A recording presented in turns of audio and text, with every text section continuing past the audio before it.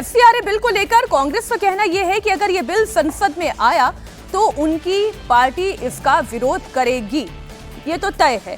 तो इसका मतलब यह है कि सरकार, हर्षवर्धन जी चर्चा को शुरू करते हैं, इसका मतलब तो बिल्कुल ये साफ है कि सरकार हंगामे के साथ एफसीआरए बिल को पास नहीं कराना चाहती है, हंगामे के साथ डीलिमिटेशन बिल को नहीं लाना चाहती है। वो चाहती है कि जनता के बीच में एक ऐसा मैसेज जाए, ये डायलॉग जरूरी था, ये बिल जरूरी था और वो मैसेज केवल पार्लियामेंट से जा सकता है। देखिए मीनाक्षी जी, सबसे पहले तो ये कि सरकार परिसीमन के मुद्दे पर सदन में हार चुकी है। मोदी सरकार के कार्यकाल में ये पहली बार हुआ था और उसके बाद सरकार नहीं चाहेगी कि दोबारा किसी मसले पर वो हारती हुई दिखे या हार जाए। तो सबसे पहली बात, गंभीर बात यह है।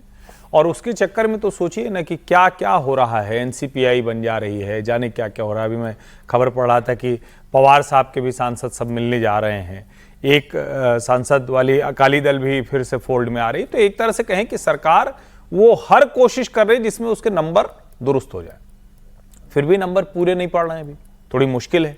ऐसे में अगर एक विरोध का वातावरण बना रहेगा तो हो सकता है कि अपने पास जो लोग हैं वो भी छिटक जाएं।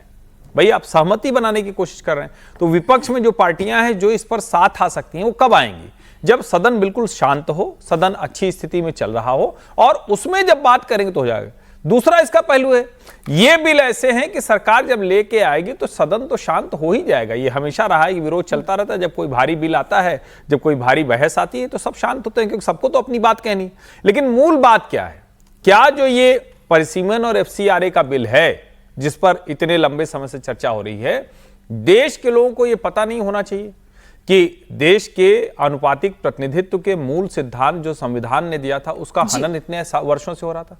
क्या देश के लोगों को ये नहीं पता होना चाहिए कि मेधा पाटकर जैसी फर्जीवाड़े वाली जो आंदोलनकारी महिलाएं हैं, इन्होंने बरसों बरस गुजरात के किसानों को पानी तक नहीं लेने दिया, नर्मदा उसका बांध का विरोध करके?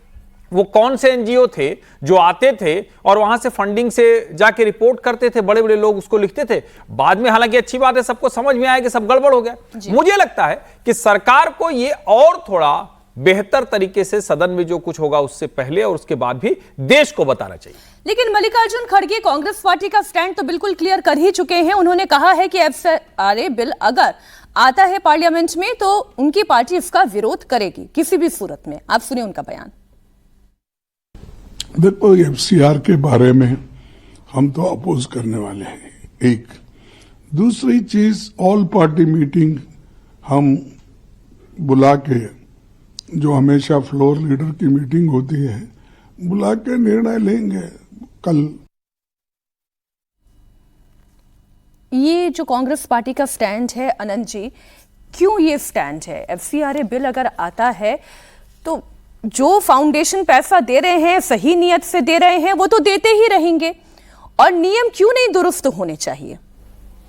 देखिए, अगर कांग्रेस की स्थिति को समझना है तो हमें यूपीए सरकार के दौरान बनाए गए नेशनल एडवाइजरी काउंसिल को देखना पड़ेगा, जिसकी अध्यक्ष सोनिया गांधी थी, और उसके गठन में जिस प्रकार के लोगों की भूमिका रही है उसको भी समझना पड़ेगा। वो सारे लोग में अधिकतर जितने लोग थे सब एनजीओ से जुड़े हुए लोग हैं, और ये जो एफसीआरए बिल आ रहा है ये इस लिहाज से थोड़ा, जो अभी तो शायद लोगों ने देखा भी नहीं है उसको, लेकिन जिस प्रकार के संकेत मिल रहे हैं या जिस प्रकार के संशोधन पिछले 10 वर्षों में 5 संशोधन किए गए उसमें, उसके हिसाब से मुझे लगता है कि इसमें जो सबसे बड़ी बात है वो ये है कि एडमिनिस्ट्रेटिव कॉस्ट जो पहले कोई सीमा नहीं थी उनकी, या बहुत उच्च सीमा पर जाके एनजीओज कर सकते थे। मसलन कि अगर आप शिक्षा के लिए आपको धन मिल रहा है, या सिविल सोसाइटी में को मजबूत करने के लिए, या मतदाताओं की संख्या बढ़ाने के लिए अगर 200 करोड़ रुपए की को सहायता मिल रही है, तो उसमें क्या होता था पहले कि एडमिनिस्ट्रेटिव खर्चे दिखा के अगर 200 करोड़ रुपए तो उसमें एडमिनिस्ट्रेटिव खर्चा कई बार 100 करोड़ तक, मतलब 50% तक पहुंच जाता था, और एडमिनिस्ट्रेटिव कॉस्ट के नाम से पैसे को दूसरे चीज़ों में लगाया जाता था, सेमिनार करने में, धरना प्रदर्शन करने में। तो अब क्या किया कि सरकार ये कर रही, इस बिल में जो आने वाला बिल है उसमें जो संकेत हैं वो इस प्रकार के हैं कि 10% तक अधिकतम आप प्रशासनिक कार्यों के लिए खर्च कर सकते हैं। प्रशासनिक कार्य क्या है? आप उसके लिए ऑफिस बनवा सकते हैं, उसके लोगों की सैलरी दे सकते हैं, और वो जो तमाम चीज़ें प्रशासन से जुड़ी होती है वो कर सकते हैं। अब इससे सबसे बड़ा संकट ये हो जाएगा कि जो धन आएगा उसको अन्य किसी चीज़ में खर्च करने में तमाम एनजीओ को दिक्कत आएगी। मसलन अगर धर्म के प्रचार के लिए आ रहा है तो धर्मांतरण में उसको नहीं दिया जा सकेगा, और आपने धर्मांतरण में खर्च नहीं किया इसका प्रमाण आपको सरकार को देना पड़ेगा।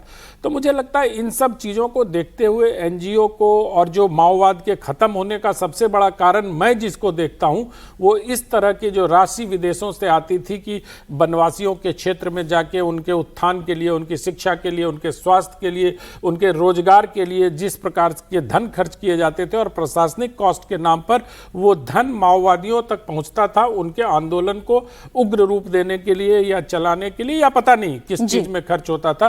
तो इस पर लगाम लगने से जो इस प्रकार एनजीओ का इकोसिस्टम है, जो मोटे तौर पर कांग्रेस पोषित और कांग्रेस समर्थित एनजीओ हैं, उनको बड़ी परेशानी हो रही है। तो कांग्रेस का स्टैंड तो बिल्कुल ठीक है, वो अपने समर्थकों के पक्ष में ऐसी बात करेंगे ही, लेकिन मीनाक्षी जी मुझे लगता है कि ये एफसीआरए बिल राष्ट्रहित में है, क्योंकि अब तो अमेरिका का भी एक स्टेट है, नाम भूल गया मैं उसका, उसने कहा है कि गवर्नमेंट टू गवर्नमेंट हम सीधा अगर डील करना भारत सरकार चाहती है तो हम उसके लिए तैयार हैं। बीच में ये एनजीओज को लाने के लिए अब सरकारें भी उत्सुक नहीं हैं।